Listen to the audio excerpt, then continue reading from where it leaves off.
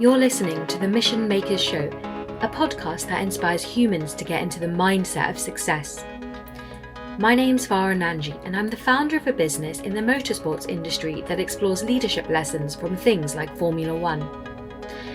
I'm also a DJ and music producer in the underground electronic scene, and a public speaker on key topics like resilience, building high-performance teams, overcoming learning difficulties, and stimulating creativity.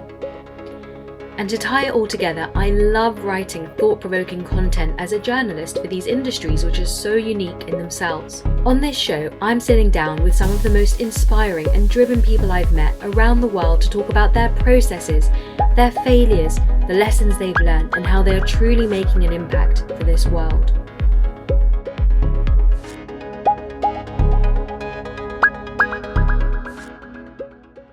Joining us today is a DJ and music producer who's on a meteoric rise in the underground scene. He's played for some of the biggest brands in the world, including Robot Heart at Burning Man. He was the resident DJ of Circo Loco in Ibiza, and he recently got signed to one of dance music's biggest labels, Crosstown Rebels. He fell in love with electronic music at a similar age to me, around the age of 12, and since then he's dedicated his whole life to it. We catch up with Frankie, who's locked down in his home city of Rimini in Italy, and we talk about some really important topics such as what happens when you reach the peak of what you held as the ultimate benchmark for success, and what happens next. How does the pressure change when you then look for the next mountain to climb, and how do you operate in a world which is filled with a lot of ego and relies upon an innate ability to read energy, not only on the dance floor but from the people that you choose to work with as well. Hey Frankie, how are you? Hello, Farah. I'm fine, and you? Yeah, I'm great, thanks. Great, thanks. How's your lockdown been going? I'm great. I'm great. In end of April, I came back to Italy, to my hometown, and so now I'm being well treated by my family and my wife. So let's say it's been, of course, a terrible moment for the entire planet, the entire population. But personally, I came back to my roots, and I get closer to my family to find support. Me and my wife, we were expecting a baby. We now have a baby, so we wanted to look for a safer place to give birth to the baby and stay and be quiet. So it was not a selfish choice; was a family choice. But I do miss London, though. I do miss you. I do miss the family I grew up and I grew up with, and I have built in London, because I'm definitely sure the last 6 or 7 years in London, they definitely made me the man I am at the moment. So I'm very thankful for you, to the city of London in particular, to you and my closest friends as well. Oh, well, I'm going to be really interested to know about what it's been like coming back home and creatively, like you say, rediscovering your city. But let's just go back straight to the beginning, really. Frankie, you were born in Rimini, and I would like to know sort of how it all began. Where did this seed get planted that you really want to devote your life to music? So there's a very intimate story. I mean, my passion to music and my passion to what I do right now, so being an electronic musician, and it started when I was very young. I can tell I was really, really, really, really young, and I definitely think the city helped a lot, because Rimini is a seaside place, it's a holiday place. We have,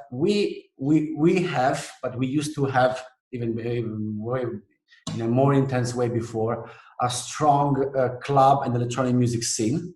The electronic music was not hidden, so our older friends, or someone of some the older brothers of my friends were already involved in techno or house music. So when you were already 9 or 10 or 11, you were getting in touch with what was the music of the 90s at the moment. So definitely the city helped. And how, let's say, the push that drove me into electronic music was my curiosity. Because I was always being interested in how things are functioning, are working, not just them being made, but are functioning, are working, and how can I do that? How can I replicate that? Again, thanks to my city here, there used to be a very famous trade show, a fair, about electronic music, electronic instruments, and club culture. Was a massive international trade show. It's comparable. So from 85 to 96, it used to be this very, 85 to 1999 used to be the very big trade show that is comparable to what is the WMC conference in Miami. Actually, Rimini is not so different from Miami. Fewer, a smaller population, but is not very far from that. It's just, but in any case, so we had this type of trade show where all the biggest brands, they were having their own stands, all the biggest artists, all the biggest label at the moment. So I was literally a very young kid, like 11, 12 years old kid. And I was going to see, how people, all these big stand, an exhibition of musics and music instruments. So I was basically collecting catalogs and manuals.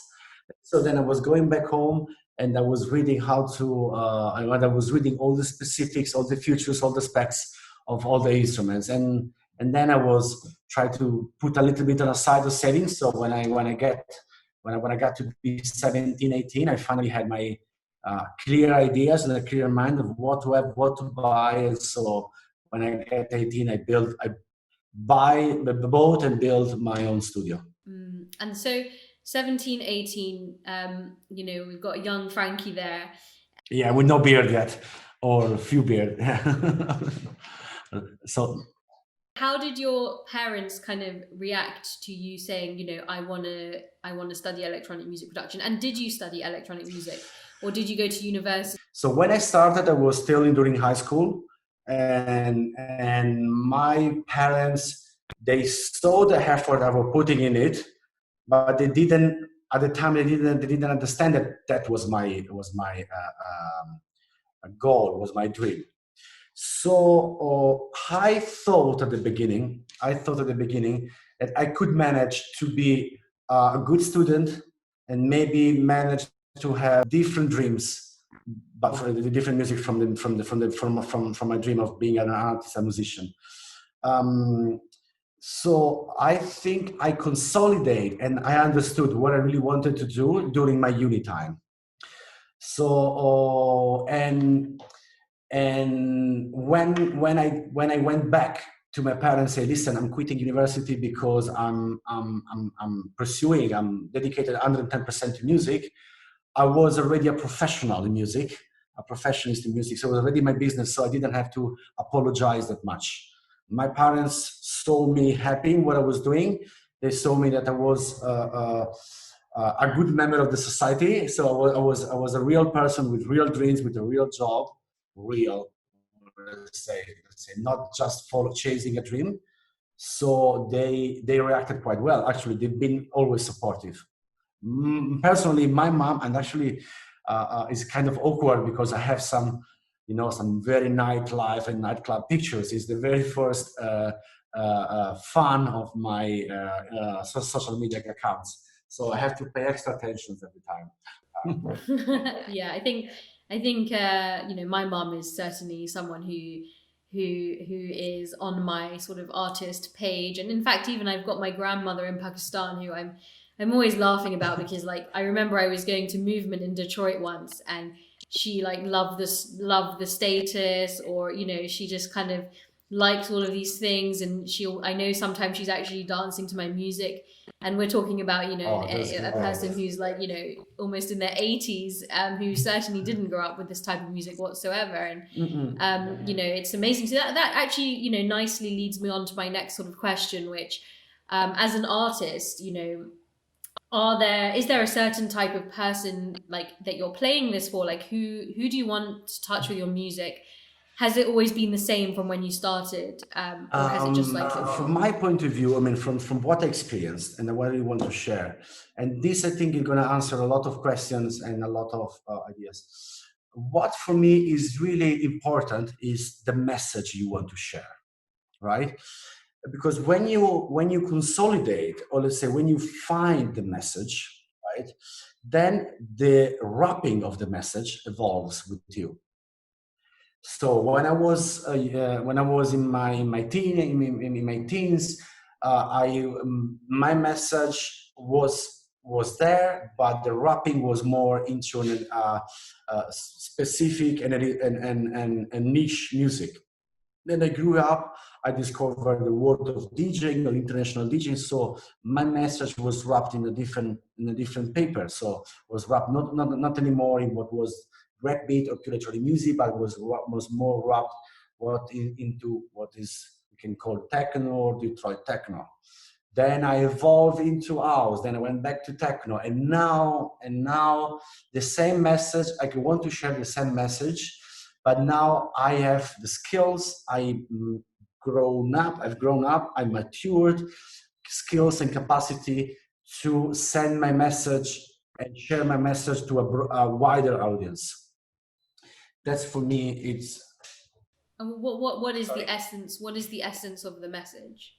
the essence of the message is this is okay. The essence, the essence of the message is sharing your own vision, and your own vision is your approach to the world, right?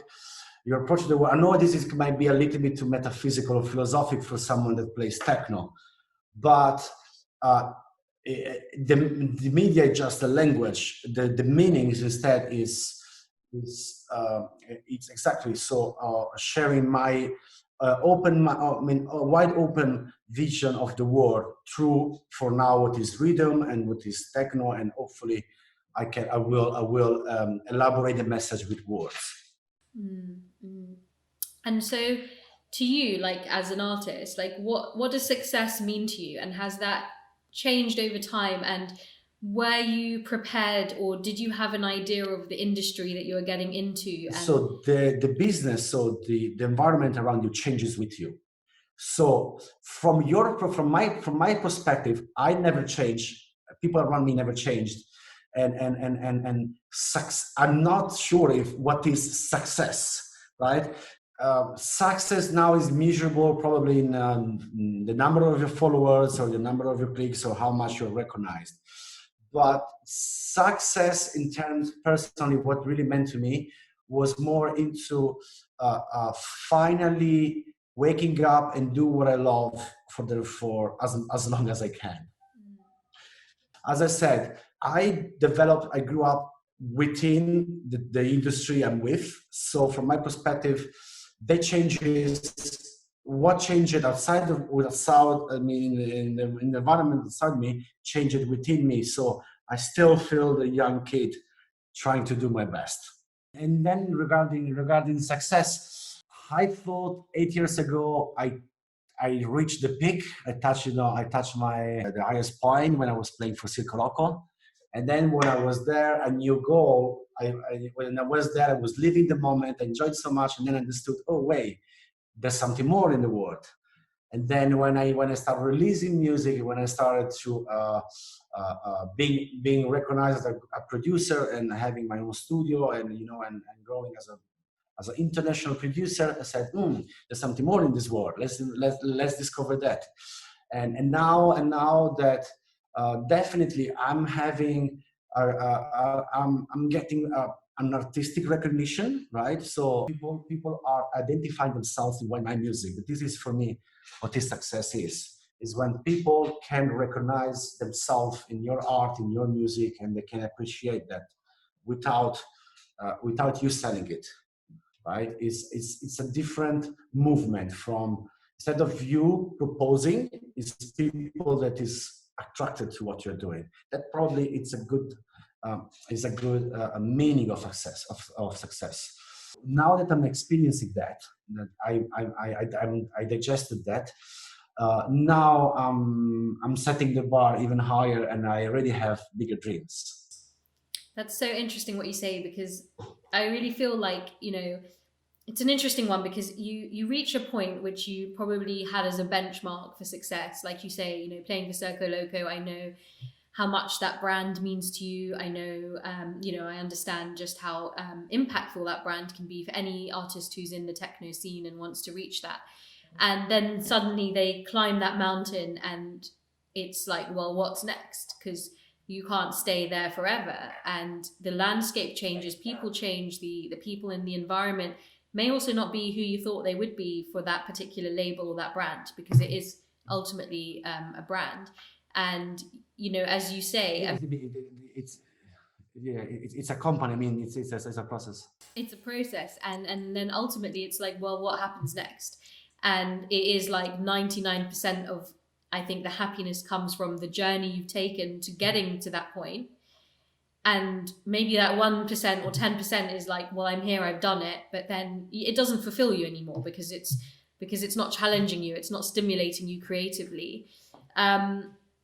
So that's quite interesting. And also what you talk about, that people are gravitating to you now, as opposed to you proposing this music out there and trying to get people to like listen to it, or all of these things, which of course is like a breakthrough moment for any artist. It's taking, and I know that you've been doing this for probably more than 20 years, I think, and to have that North Star, and to kind of have that intuition that this is going to work out, or that belief and that drive, and kind of changing it now, and basically not kind of feeling that you have to hustle and you have to just get sucked into the ecosystem of what artists are and how much they have to sacrifice, because some of that is, and I know we've spoken about this quite a lot, is people, when you're a DJ or an artist, they want to know ultimately, well, how many people can you bring to this gig?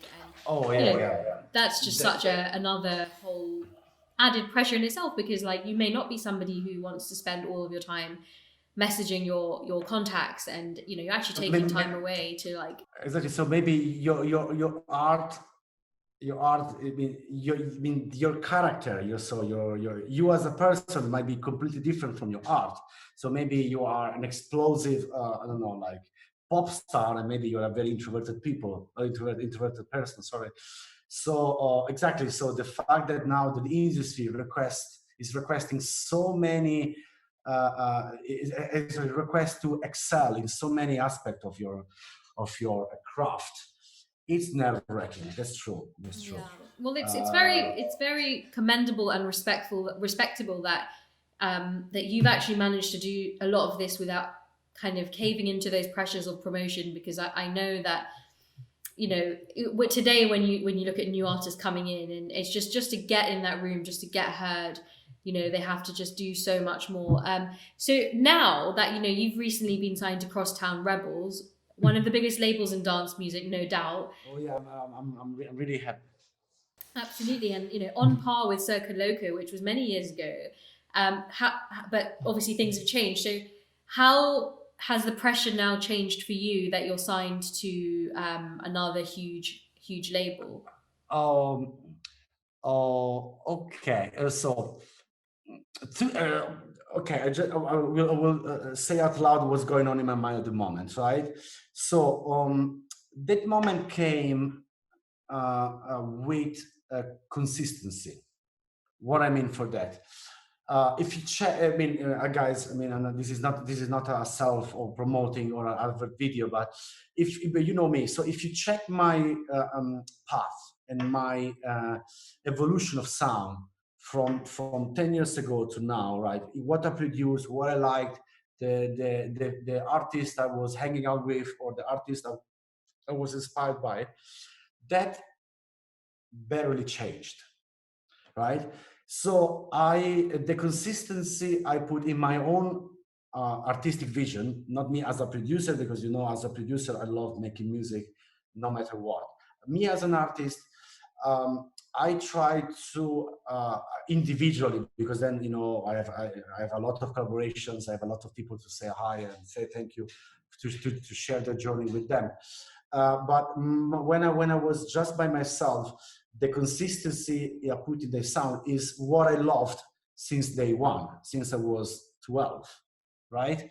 So now what I consider that when I get in touch with Damien and the guys, and Paolo, the guys from Crosstown Rebels, they knew me. I mean, we were in touch with Circo Loco, and Paolo is actually from my hometown, so it's a really weird connection as well. But I never pushed it. They knew what I was doing. Maybe it was not just the time in moment where the sound and the vision I was promoting, I was sharing with the rest of the world, was not the right moment yet. Or maybe the sound was my sound, my vision was not there yet. So now I'm in the position where I'm thinking, how can I develop that sound? Like how can I develop my vision without um, without changing the DNA of it, right? How can I evolve it without changing the let's say the inner core of it? So I cannot say it's a pressure. I would say I need to study more. So I think because what is going to be released this year in 2020, even though the pandemic is not helping electronic music, because it's really hard to release music that. Oh, sorry, there's someone here in the city.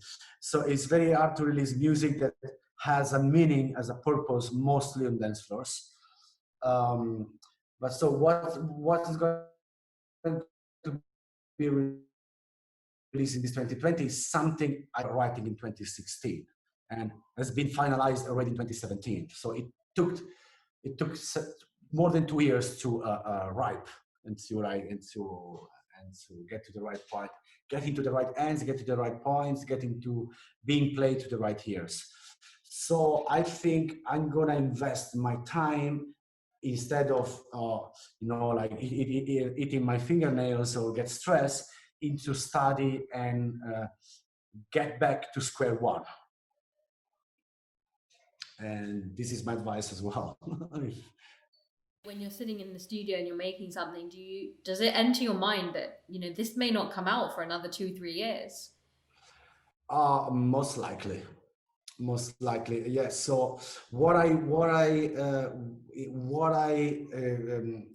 exactly. So the goal for the goal of my productions when I sit down in the studio and play by myself is what I will play in 3 years now, right? Or what I would like to play in yes, what I would like to listen in 3 years now, and then I'll try to fill the gaps in my set, in my, let's say, in my DJ set.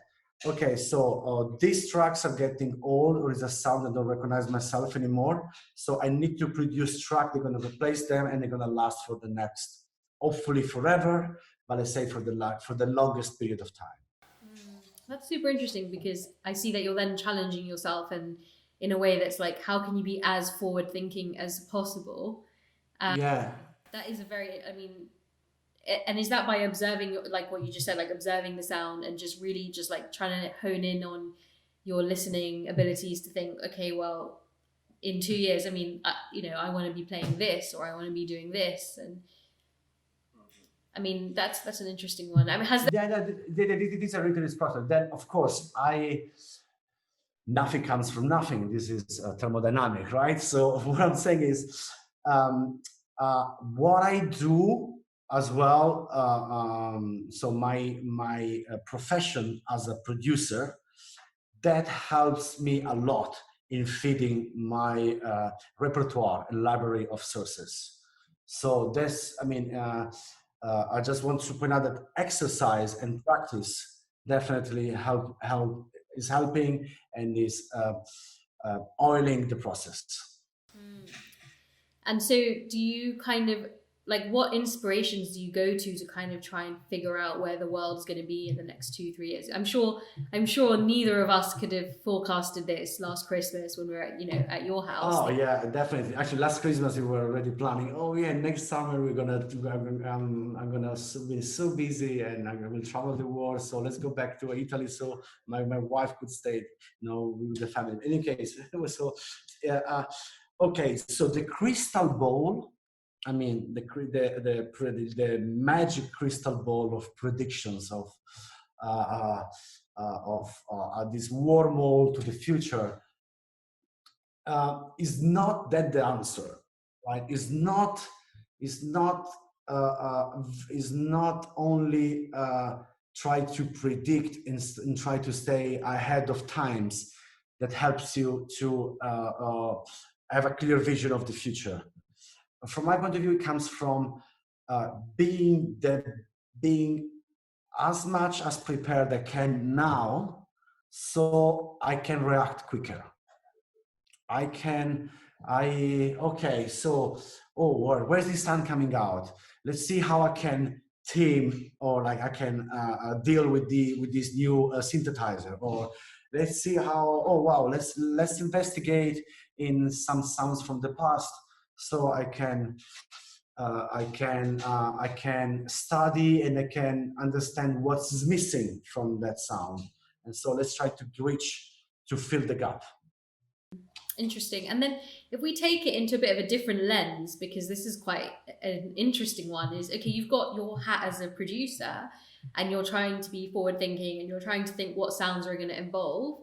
When you DJ, are you like, is there a difference? Is it the same producer type of hat?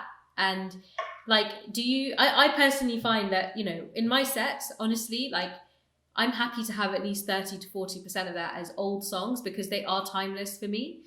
And there is a beauty within that where, you know, you can listen to so many songs that they haven't been put out there to be discarded in 2 months, 3 months. You know, there's you say, somebody could have spent so much time producing that track. I know you know some of the stories or the journeys I've been through with tracks, and I know. Wow, yeah, I've been next to you for a good while.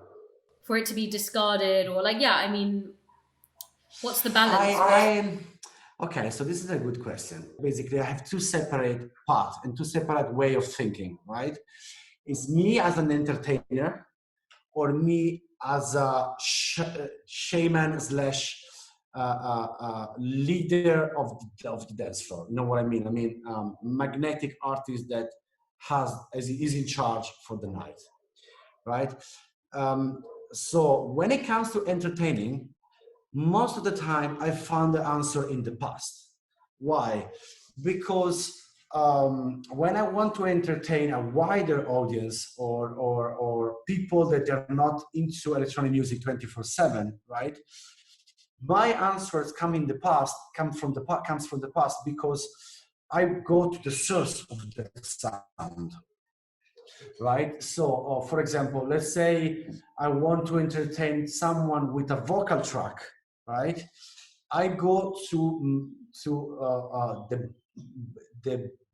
the most well produced and the best sounding vocal track, and most likely that's come from the past, because then let's say that vocal track developed a sound through the years that now maybe is too mainstream, or it doesn't reflect my own vision, right? So I do a lot of research, and when me as an entertainer, and that Frankie DJs as an entertainer digs a lot in the past, right? Instead, when it comes for me to express myself as an artist, yeah, exactly. So be the leader, be in charge. It happened exactly like this week, because I had to prepare a 2 hours podcast for Crosstown Rebels. It's gonna be out Tuesday, end of July, 28th. So I had to, because I've been kind of rusty the last 4 months. I thought that I wasn't practicing, I wasn't digging that much. So I spent 3 weeks in back and digging. So then I could, let's say, I could list the steps in my process. So the step in my process in exactly picking up and choosing the new music. First of all, I rely in the artists and labels I'm in love with. So there are a few artists, a few labels, and a few circuits that they really reflect my DJ vision, not artistic, but let's say DJ vision, my way of making people dance. So and most of these labels, they rarely fail, right? They rarely fail, and so I can trust them. Then I then so I dig into this label. I dig in the artists. They are around. They're orbiting around this label. Then another exercise I do is edits. So I do edits. I re-edit existing tracks. It's not remixing. It's not. I just let's say shuffle and reorder the puzzle pieces of that track, and I had some flavorings and salts and spices to that, that they are not refreshing, they are realigning that music with the vision I am at the moment. Sometimes you get lucky with promos, so maybe you get lucky with promo music. So labels you're friend with, they're sending you, hey, listen, this is gonna be the next promo, and then, oh wow, thank you so much, this is gold. It's a really nice feeling. So um, when it comes to digging, I rely on, I mean, not rely, maybe it's not what I say. I'm confident of the people I'm orbiting around, so the label I follow, the artist I'm hanging out with, and this is my, you know, it might sound a little bit silly, but I trust the elderly. So this is a game that is older than myself. So I ask artists that they have at least double or three times the amount of hours on the decks or years of career.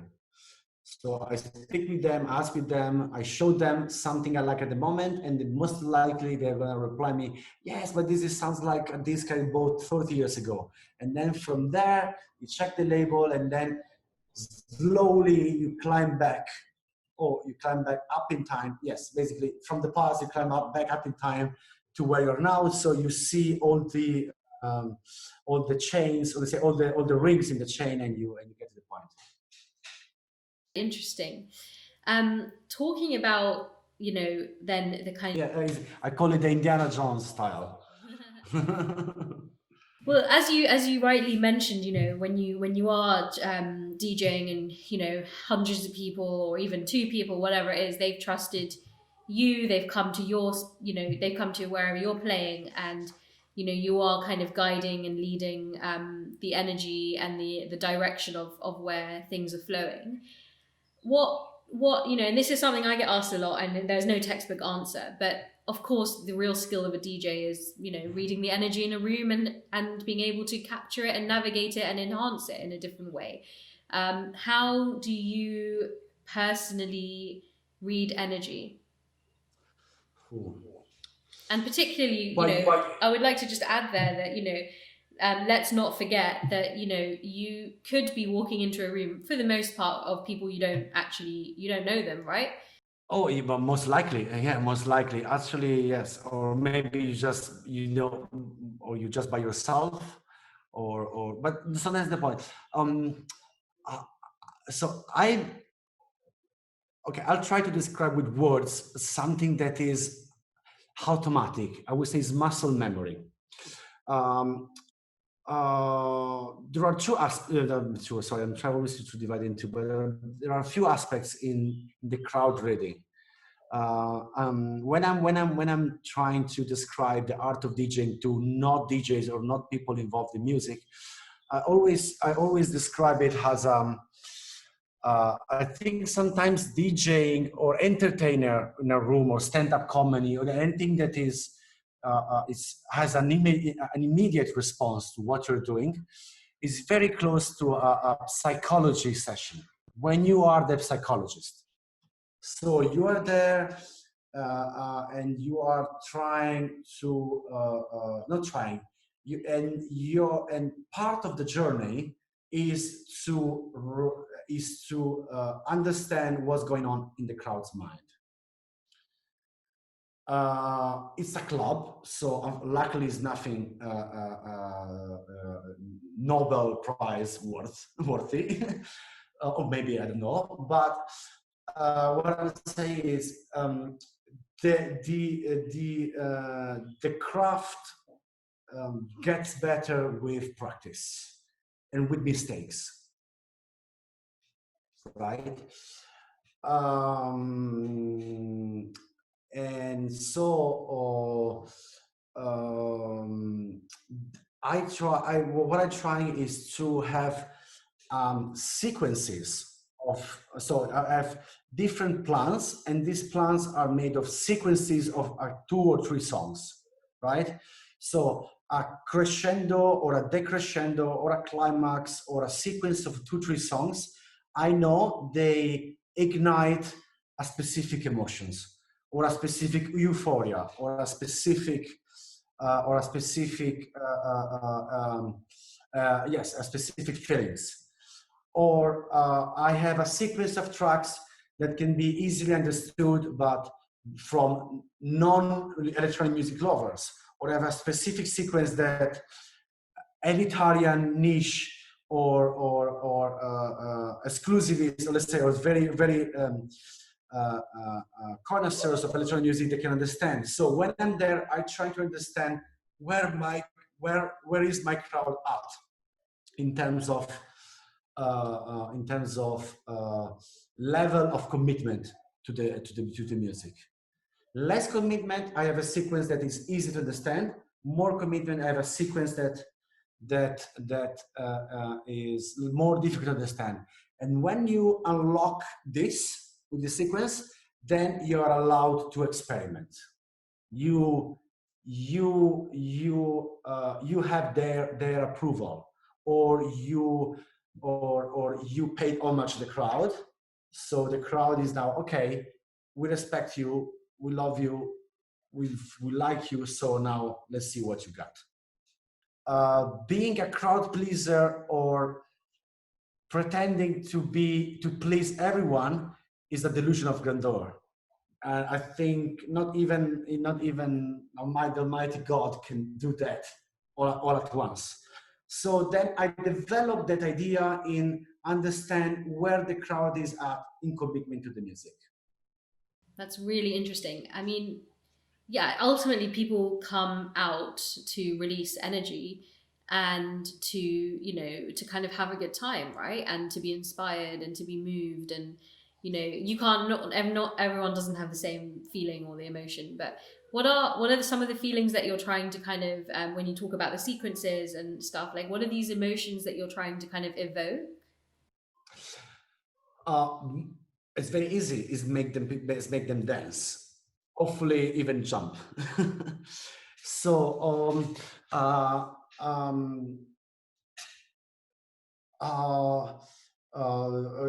exactly. So the meaning. So the message within the music I'm playing. So the vision within the music I'm playing is more exactly. So making you move without sorry, actually, with music you can remember.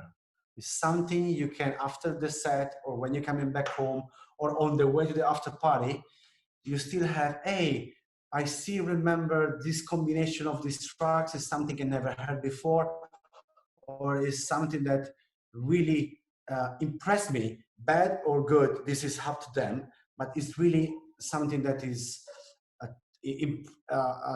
not just never been done because this is pretentious, but it's something that is memorable, maybe even a mistake. That's interesting. Um, what I would like to ask you is, okay, so no secret that DJs have to be really, really tap into that third eye, tap into that sixth sense to navigate and understand someone's energy. Do you feel like that has also helped you in reading people's energy on a personal level with the people you choose to surround yourself with, because you've honed in and Definitely. I can say that that third eye you're talking about comes mostly from practice and your mistakes, right? So the sensibility to have the right answer at the moment with the music comes from your mistakes. That's why and I'm linking out to your question, because being able to do mistakes, to get wrong, or be allowed to experiment and fail, is because you have a safety net. And the safety net is not let's say a stupid parachute. Is a crew, a network around you that is not only supportive, because then supportive brings, leads to self-pity, but a crew that is inspiring you and pushing you to do better next time, instead of regretting and being frustrated about your mistakes. So the people around you is definitely half, if not 95% of the people you are at the moment. Yeah. Your vibe attracts your tribe 100%. Exactly, your vibe attracts your tribe, and even they say that the entourage or the everyday people you're meeting, it's definitely yes, it definitely has a huge impact and a huge influence in what you're doing and how you're doing it, and how confident and chilled / relaxed you are in what you're doing. Because if you do a mistake and you are prepared to fail as well, nothing happened, right? Backspeed, new track, bam, and you're done, right? And then you digest and process the mistake or a failure, right? Instead, if the people around you is there because is expecting too much from you, or is not at the same level of yourself, or they're just there because they are thriving with your energy, then you're not comfortable, you're not relaxed, you're not relying on your instinct, you are overthinking most of the time, and there is where you cannot process your own mistakes, because the mistakes are not mistakes anymore, are wrong decisions. Yeah. Well, and also I think, there isn't, any secrets about the fact that many people idolize DJs and artists and want to surround themselves with success and experience, be that, all of those things. And it can become, quite egotistical, really. So staying as far away as the plague from people like that, but you do see them, in particularly DJs. Yes, it's a social media war now. So popularity jumps in, right? So being there, hanging out with the right guys, the right selfies at the right moment, or whatever. For maybe people not involved in art, exactly. So that 15 minutes, they're now the famous Andy Warhol 15 minutes. They now shrunk into the 15 seconds of success the people is looking for. It's important.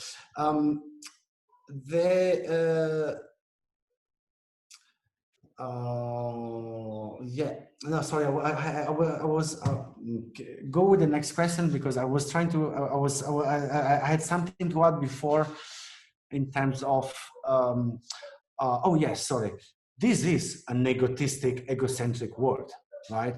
Because at the very end, you are under the spotlight, you like being under the spotlight, and you are playing with tools that they are leading thousand, hundreds, 50, 100,000, hundreds of thousand people, right?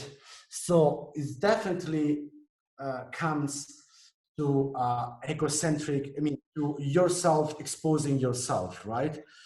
The problem is, then the action of sharing and accepting this egocentric energy, or this energy, for me, a big game, the size, so a big let's say denominator of this is how comfortable with yourself you are, right? I say, because if you're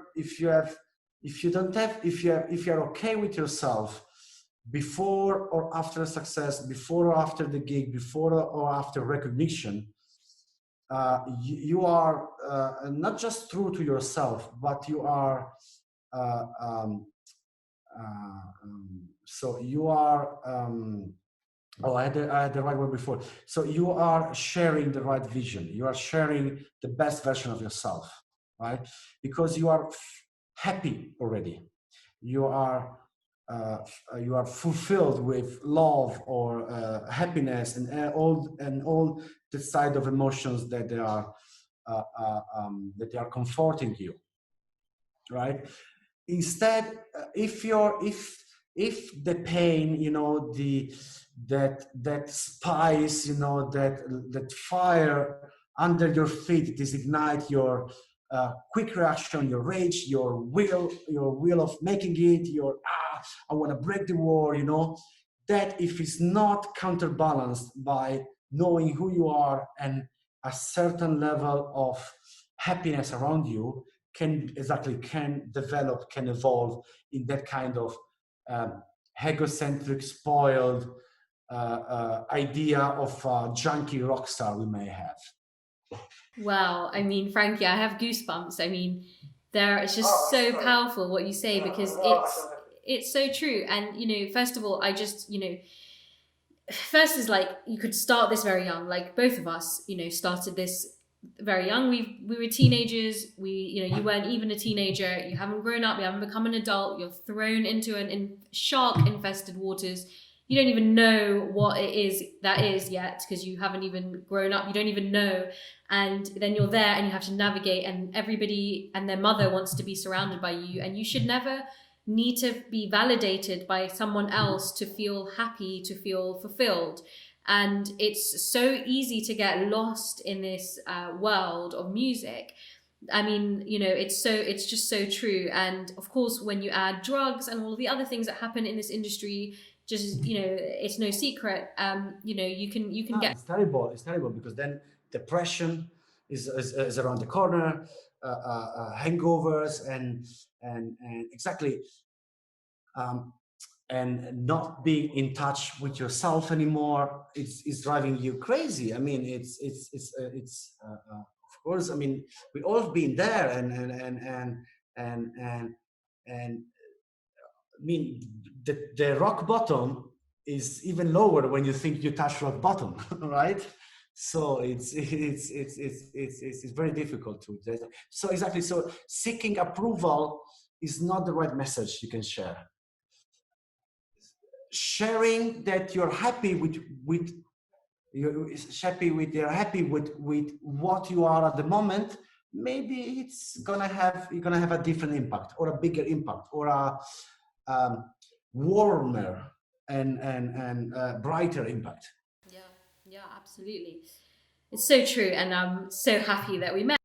No, it's so true. I mean, look, it's so important who you surround yourself with, and I think on the one hand you'll have your friends, but if you have a crew of people, or selective, not even many, like yourself, who are in the same career paths, who understand the same pressures, who face the same issues, similar issues, people will be able to help you navigate, and not lose sight. And like, I just know, like, when I went through some really tough things in music industry, and particularly like when you're young, and there's two sides to the equation, which some of it you've touched on, is that transformation between when you're trying to get heard and when people are naturally gravitating towards you, and that you deserve to be heard because, like everybody else, you put in so much effort. It's a very personal journey, but then you see other people around you who want to take that away from you because some people are jealous of success, or they don't want to, there's just so many negative forces. And actually, it's so important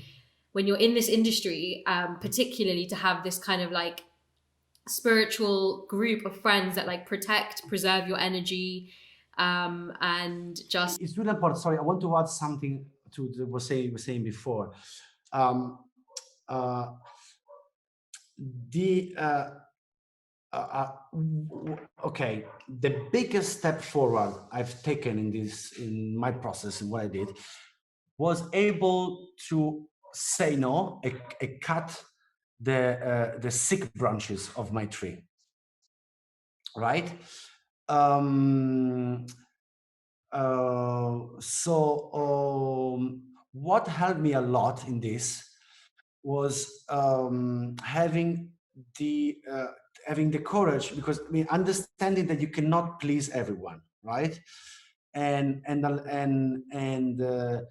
sometimes a big no, or cutting the relationship with someone, or cutting the relationship with someone that you think you could work with, or could help your career. Sometimes it's really important to have the decision and the courage and the power to say, listen, it's not gonna work. Go. I mean, if it is for my own from my ego, from my ego, for myself, that I have to take another route. I have to move forward. I have to probably move backward or move outside. It doesn't mean anything. But it's important to take decisions, and don't be afraid to cut, or to exactly to destroy relationships. Yeah. Now, I like to phrase it as, cutting negative cords at the end of the day. And I think, when you're in a landscape like London where it's so fiercely competitive, it's very easy to try and keep resilient with a particular opportunity, because those opportunities do not come like buses. And, you've spent a valuable amount of time to develop to be in that particular place to receive that opportunity. So it's very hard to have that courage to say no, and that is a very powerful thing. So I just want to talk a little bit about something that that you touched upon a little bit, but you've been doing this for decades. I mean, how do people manage the burnout culture within DJs? How do you stay healthy? How do you kind of have rituals, like all of these things? First of all, it's your education, right? The family, the family, what the manners and the projection of good and evil that my family gave to me really helped me to never lose the plot. Let's put it this way. Being healthy, or stay healthy, my answer is sports or activities. This sounds silly, but in my teenage years, my high school years, I've been a professional swimmer, and so that mindset of good care of my body, good care of myself, and knowing that with practice and exercise comes the results are coming. So this mindset really helped me to never lose the plot again. So even though I'm not saying I like to explore, I like to lose myself, but always within a safe environment. And last but not the least, my partner, my wife, or the people around me, they always grab my neck when I was too down into the rabbit hole. You're talking about this pandemic. Have you find what's your creativity been like? Because obviously all of the things pretty much have been stripped away, from getting on a plane, touring, all of this stuff. Have you found that you've been more productive in the studio? What's it been like coming back to your hometown? Have you feel inspired in a different way? Yes. Okay. The pandemic is a tragedy. I mean, it's not just a tragedy. Sorry, I don't want to be so harsh. What happened? What happened? What happened to the world? And actually, what's going on in terms of information now around this pandemic is horrible. Because first of all, we definitely, especially here in Italy, because the average age is a little bit older than the UK, or probably not, but let's say we are a very old country. So here, a big chunk, a big chunk of a generations of grandfathers and grandmothers, they disappeared alone in hospitals. So it's really, this is something in London I didn't experience, because I didn't have elderly around me. And I was living in East London, so no one cared, or probably is not even caring at this moment. We were just young and free, beautiful and happy and healthy. So what was this? Just a little cold, right? So we had this idea. Instead, coming back here, resized my vision about the pandemic and resized my rage against that what's going to happen, right? Why now? Why this? I mean, this is all a conspiracy. This is all. I mean, this it really resized my point of view regarding the pandemic. Economically, professionally, and philosophically, what's going on. I mean, we are a really lucky generation because we never experienced generation, and we are born in, let's say, in a country, in a free country and a democratic country. So we never experienced what is war, right? Or what is being deprived of your freedom. We had a glimpse right now, and it's terrible. You know what I mean? We've been confined to our home. We were not allowed to hug people around us, or to hug our own parents or our relatives, and so on. So we had a glimpse.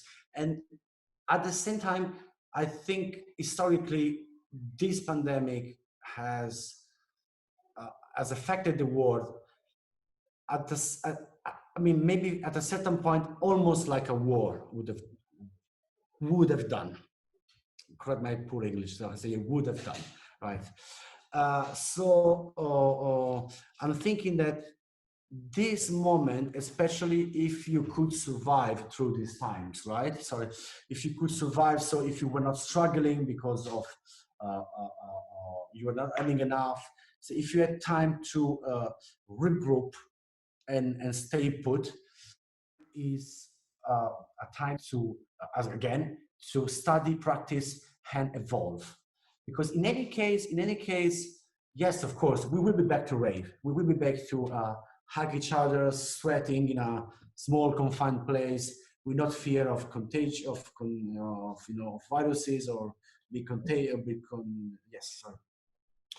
Of being a contagious environment, of being attacked by the virus. We will be back because medicine or anything will help to get to the process. But definitely the world has changed, and even our profession or our pillars, our securities, what we consider granted, what we would consider for granted, is now changed, right? And I really appreciate that you asked me to do this interview, because I consider talking, speaking, explain, share with different media than just spinning records and cutting the EQ. I think it's a step forward in who I am as an artist, and what I am as a person as well. For example, this year was really special, especially for my summer in the UK, because I, thanks to Orca Sound project, I had the opportunity to perform at Glastonbury, right? Is the quintessential UK festival. Every time I was, using the escalators from the tube, and I was seeing the posters there, I said, oh, wow, can you imagine my name over there? Can you imagine my name over there? And finally this year could happen. And Glastonbury Festival being,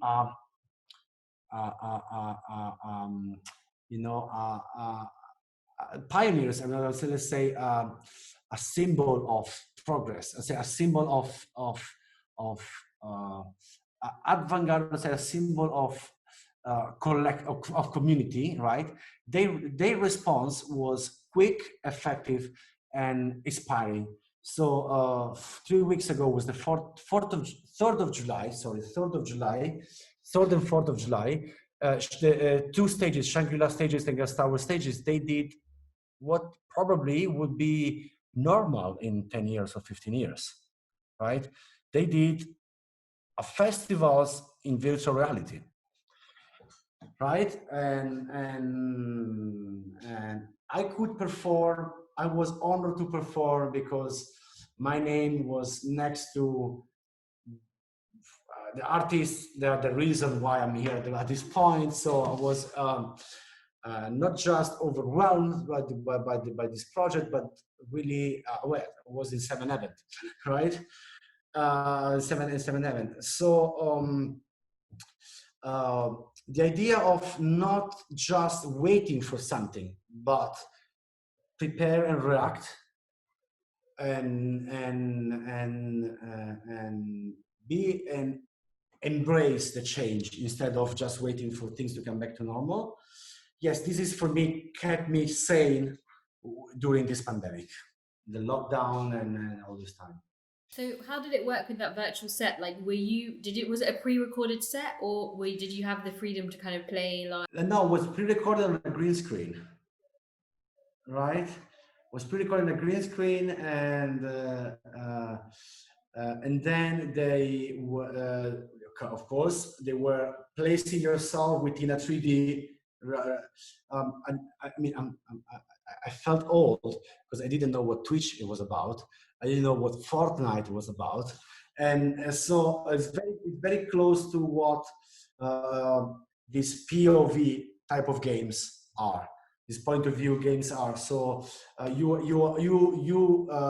create or buy your avatar, and you go into a festival, and in a stage of the festival, there's me playing, there's you playing, there's Carl Cox playing, there's all these other people playing. Did you find that like people, because it is like, I mean, I've been doing the virtual live thing, and it's a really interesting one because there's a few things. One is like, do you really think that we are going to go back to this sweaty dance floor, and at least not for quite some time? Because every time it kind of seems to happen, like things just go wrong. I mean, people super spread it, this and that. I mean, this thing isn't, it's destroyed a lot of venues and careers, and all of these.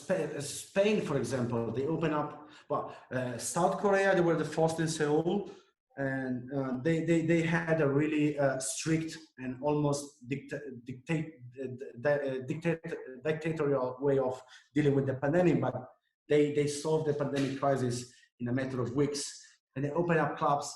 And as soon as they opened up clubs in the old way, new episodes of coronavirus popped up. Because I know that because there's a big techno scene, and I'm following few labels and stuff from there. Spain as well, they open up again. They open up clubs. Yes, reduced capacity, but the same, and everything blew up again for them. Instead, I played in Switzerland the 11th of August. There things looks like they never anything. Sorry, the pandemic never happened. It was kind of scary. But I have to say, I mean, I know you drove down, which is like phenomenal, because like that's like a 6-7 hour drive from Rimini or something. Oh, for the bad driver I am, yes. And I was driving stick, by the way, not automatic car. But that's like I mean, that's a serious commitment, is that I'm DJ, I'm just gonna drive, but that's not the future. That can't be the reality for Geneva. But they're not so long or before you played there was that case in Zurich where they opened up the clubs, and one guy came in who happened to be a super spreader, didn't know, and 300 people were infected, and he went to 2 clubs that night. So it is that is also happening in Switzerland. Yeah, it is. It is a bet. It's a Russian roulette. Unfortunately, going to open spaces.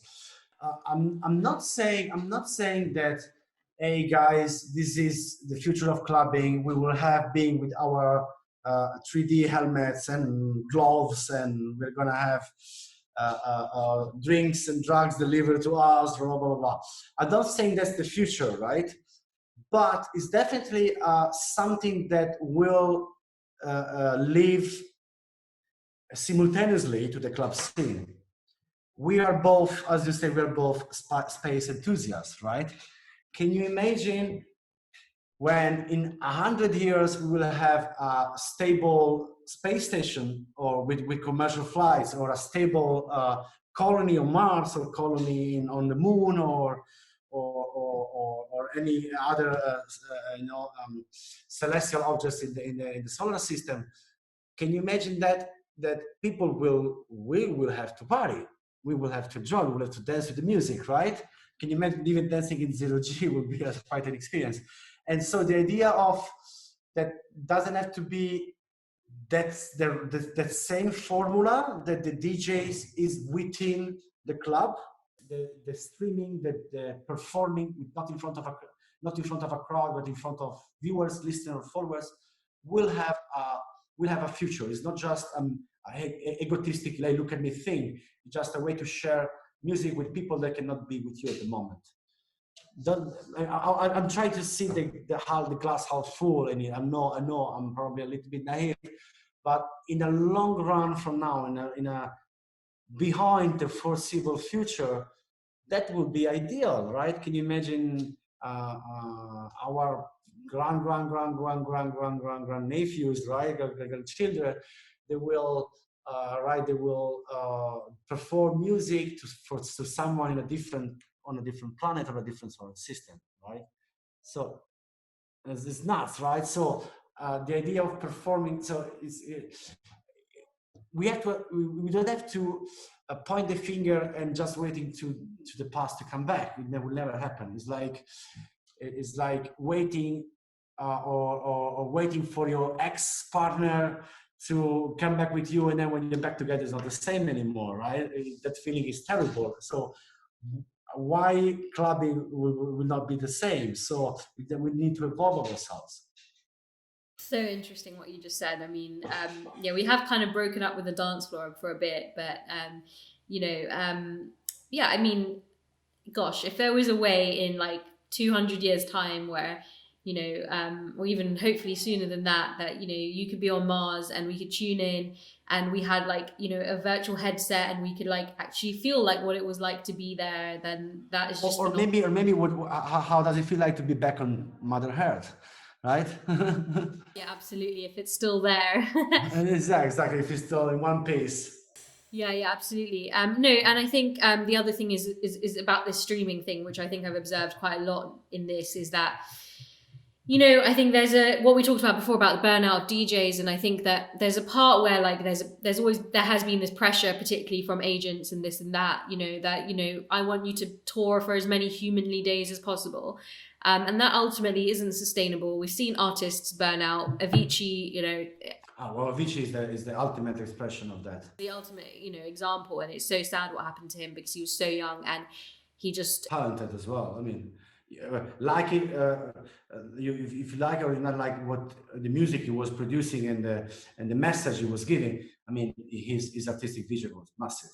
I mean, the people he reached was behind any expectations or any exactly any people come in and they take that and they see it as a tool for success for themselves, or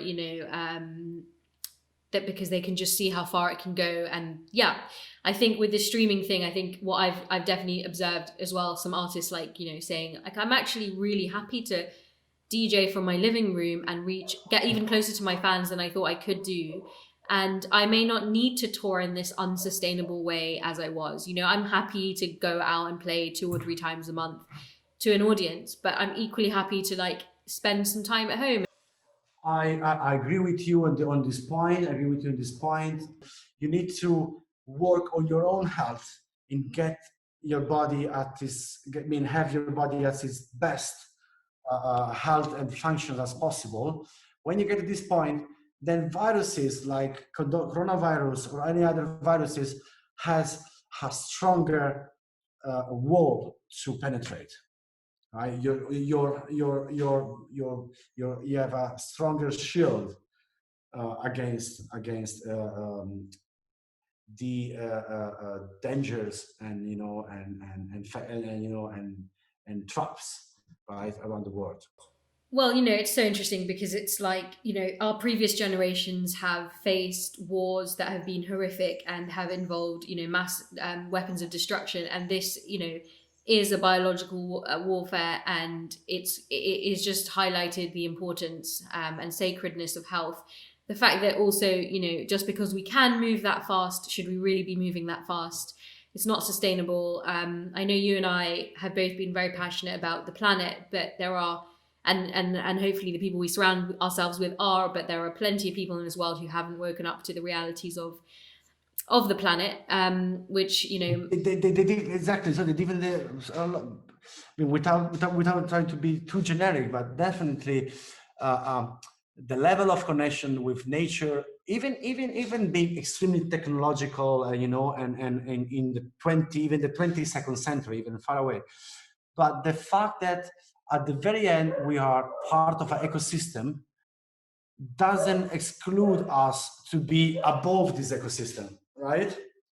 And so maybe it's better to invest the great gift that God gave us. It is our ingenious mind.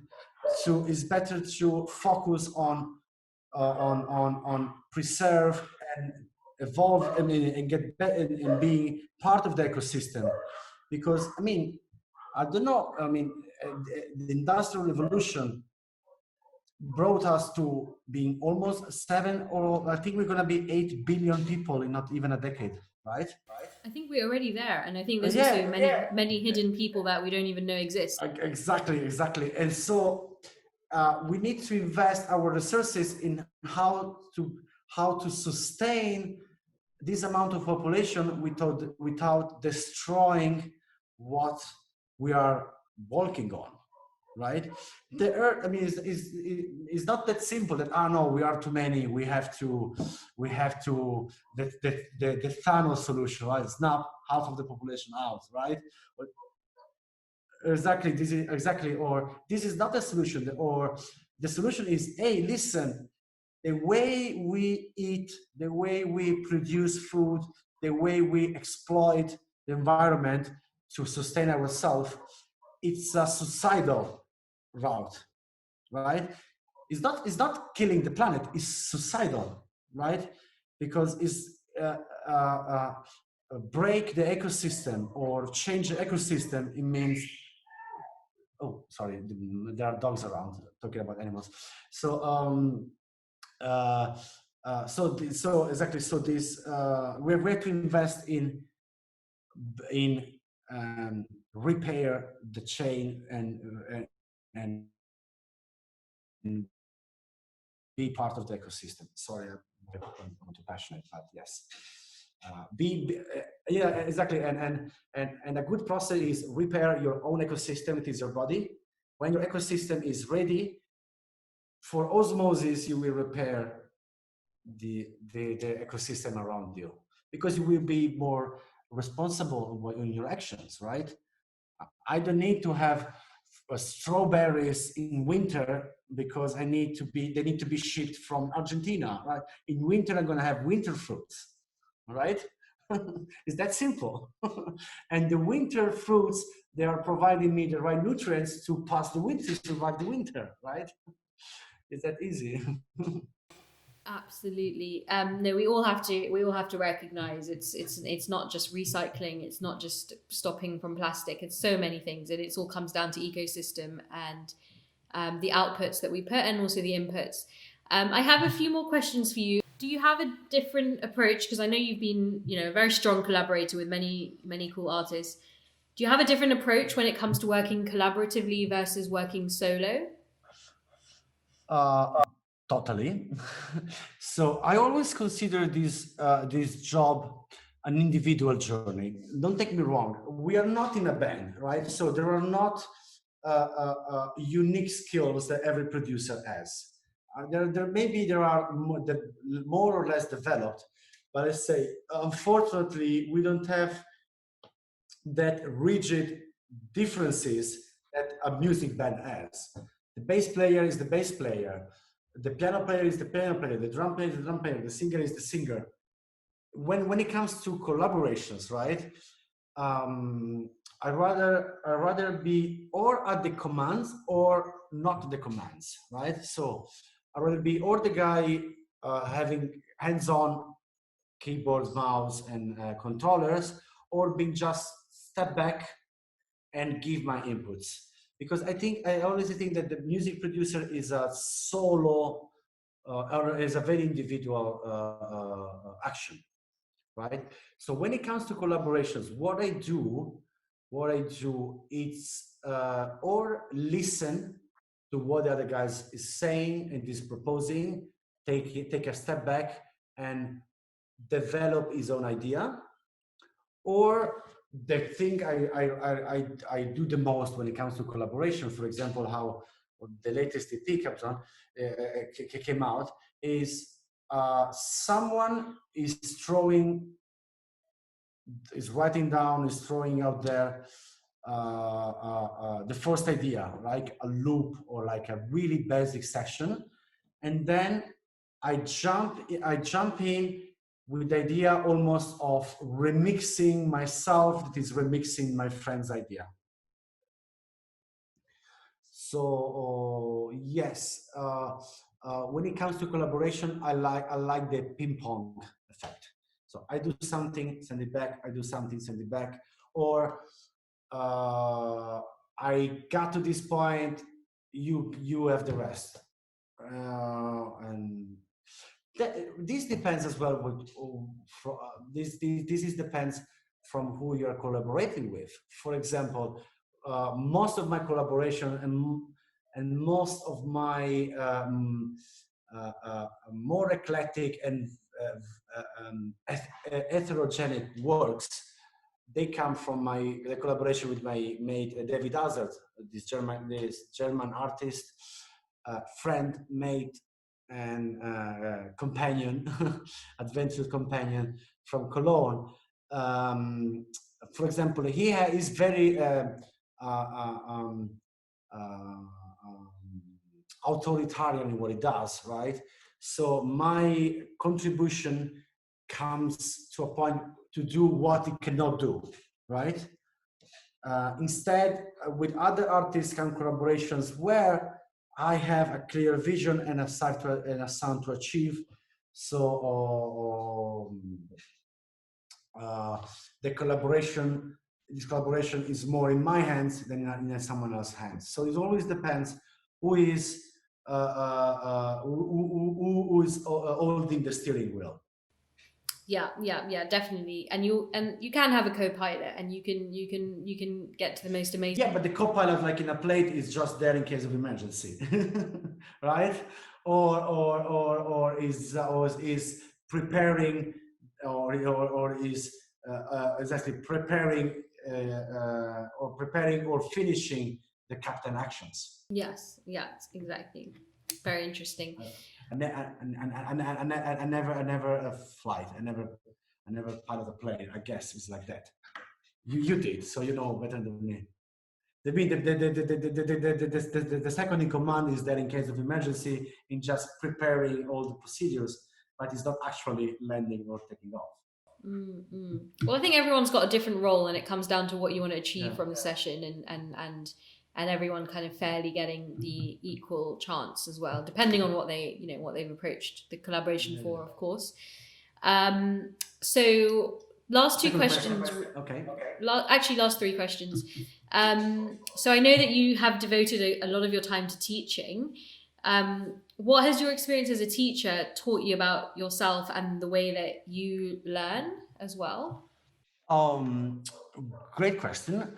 So, this is I answered the question with a little flashback before, because I won't always because I guess this interview, this very interesting conversation, I guess, is going to be basically the purpose of this is to share experiences and experience and the mistakes of someone that achieved or is happy with his career, right? So I developed my the music software teaching career because I wanted to rely always on music. I didn't being an artist, unless you have a sponsor that can be your family or a real sponsor, it's a matter of time, right? How time you can dedicate to think, practice, and study and develop your craft. To gain time, unfortunately, you need funds, right? And so I really wanted to invest time and getting funds in something that was aligned and was, in any case, pushing me forward in my craft, right? So I thought that it took me 2 years, 2010, 2011, a lot of travel to get the Apple certifications to be a professional Logic Pro trainer. So I wanted to achieve a status where, while I was teaching, even though maybe it can be repetitive or can be mechanical, but when I was teaching to someone, I was at the same time practicing myself, and I was at the same time learning from my students. So in this way, I was time efficient. I was getting some quits, repeating and solidifying and getting rock solid in my mind what I was doing, and getting new inspiration from the artists I was teaching to, or the student I was with. So this is I opted for the teaching career because I wanted to practice more, and when you practice so much, you want to share your knowledge. And then again, back to the how the surrounding are decisive to your career. A friend of mine in an after party, of course, said, "Frankie, you're so passionate, and you're so annoyingly focused on details that you should teach." I said, "That's a nice idea. Let me have a look which are the best options to teach what I do." So my friend gave me ignite the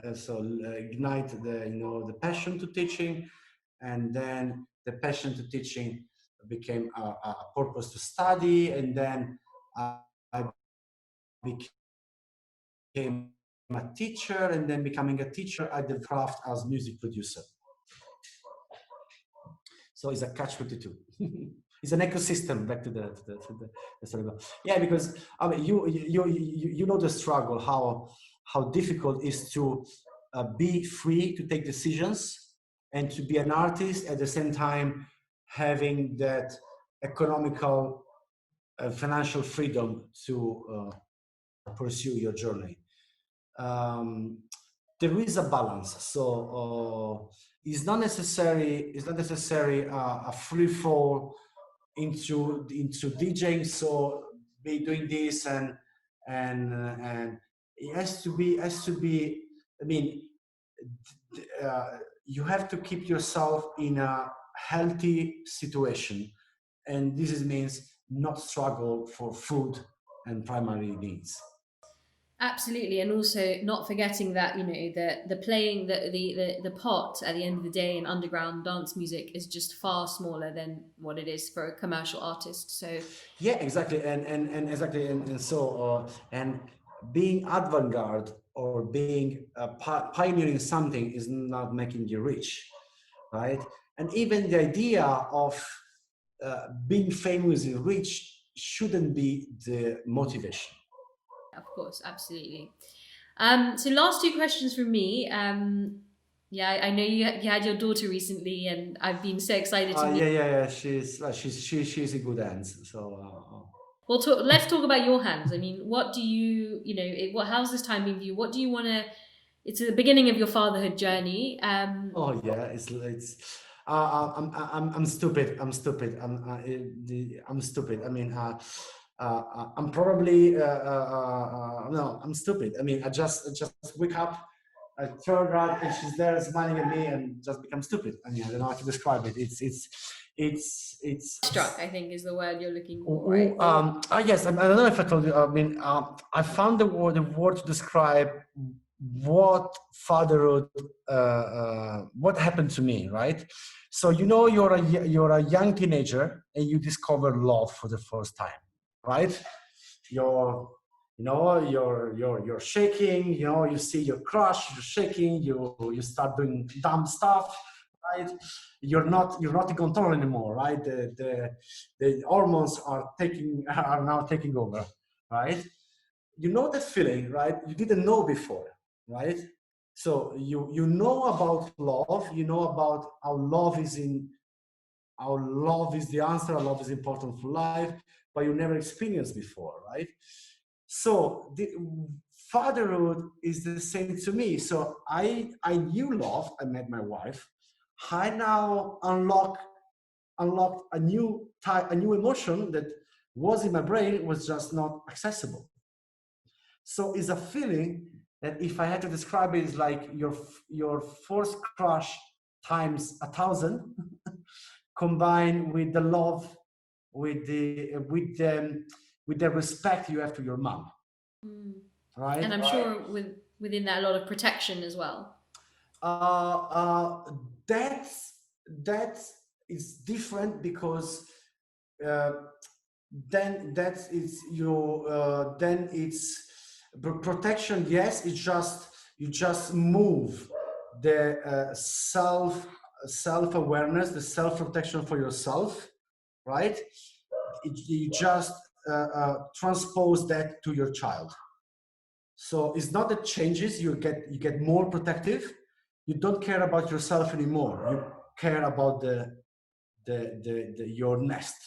Yeah, yeah, absolutely. And what kind of father do you want to be to your daughter?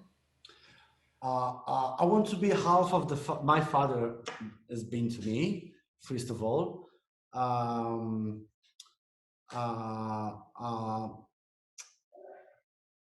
I would like to be crystal clear, and being more not mental, more companion in her journey than a, a university professor. Like, do this, no, do not do this, do this, no, do this. Like, hey, listen, let's try together, and I'll share with you my mistakes, right? Then, Alessandra, how she's into real good educations, and and new way of educations. So I would rather say, hey, I've done like this and it didn't work out, than say, no, do not do like that, right? Especially because in a young mind, the negative or double negative is not, they cannot process it yet, right? So they learn anger and fear more than uh, curiosity and genuinity, and responsibility. Absolutely. And how they formulate, how they make those decisions will affect, how they approach their thought process in the future. So that's a beautiful. Exactly. Yeah, exactly. So it's really important. And of course, I mean, I'm not an alien, so or already have, especially when it's 3 a.m. I mean, she's an angel, but in the last couple of weeks, she's grown up. But now, when they say, when you have your own plans, and say, okay, it's 11 p.m. I really want to go to bed, and she doesn't agree with that plan. Maybe she wants to stay up for another half an hour or another 45 minutes, and she's not fussy. She just wants to communicate with another human being, but she doesn't have a vocabulary yet, so she just knowing how to cry or not cry, or yell or not yell. And maybe it's not a cry of pain or discomfort. You maybe cry, hey, listen, I'm here and I'm happy. So you need how to deal with that. Absolutely.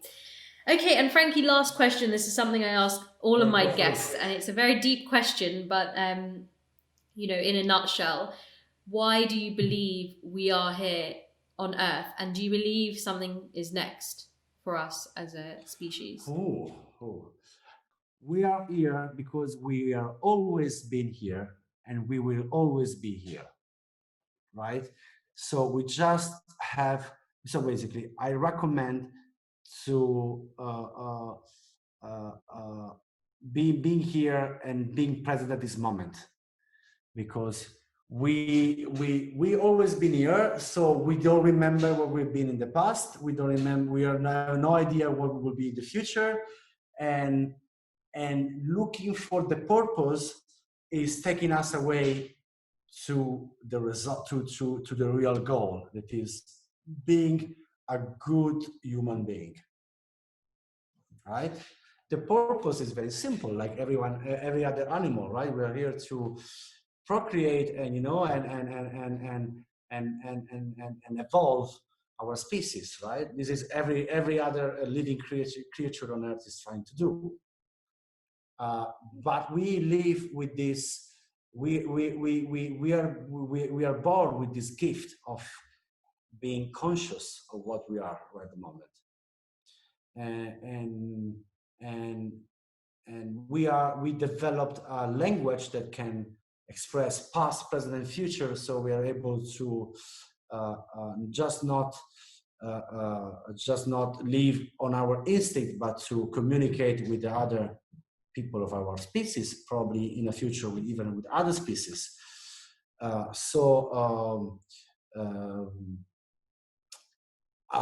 Without stealing any philosopher job or any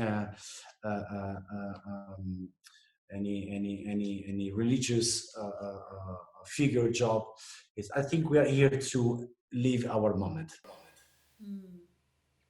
Beautiful. And do you think there's something next? There's something next that already happened. We're not there yet. Definitely there's something next. Definitely we are evolving. Definitely something else is coming up. I don't know. I'm just getting ready for it. That's my thing. Because yeah, exactly. So who knows? Are we? Everything can happen. So it's better to get ready for it. Absolutely. Well, Frankie, thank you so much. Well, thank you so much. Thank you so much to you. Thank you so much for your patience. Thank you so much to the viewers and everyone interested in our conversation. And thank you so much. It made me think a lot. So now I have to go back to my daughter. Fantastic. All right, Frankie, speak to you soon. Okay, guys, and stay healthy. Bye-bye. That was a super insightful chat. I think Frankie touched upon some really valid points about being comfortable with yourself before recognition comes. I think particularly in the creative industries, we've seen so many artists burn out or sadly pass away because they may have been insecure or they may not have been getting the right support from the tribes around them while navigating an industry that has a hell of a lot of temptations and hedonism. And it's so easy to lose yourself while you're in that environment, riding the waves of success or even failure. I also think that the music industry was one of the first industries to get hit by the pandemic, and it will most certainly be one of the last to come back. So I really agree with Frankie when he talked about embracing the change instead of waiting for things to come back to a point of normality. I know that because Frankie was so consistent in his art and so prepared, when he went into lockdown and DJing got taken away, his gear shifted towards much more music production, and his desk with production got booked out for the next 2 years as a result of his skill set.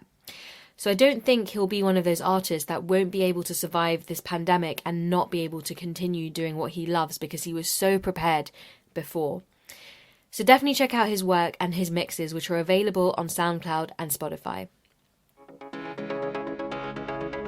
Thank you so much for taking the time out of your day to listen to this episode. I hope you're leaving with some great inspiration that can help you with whatever you want to achieve in your life.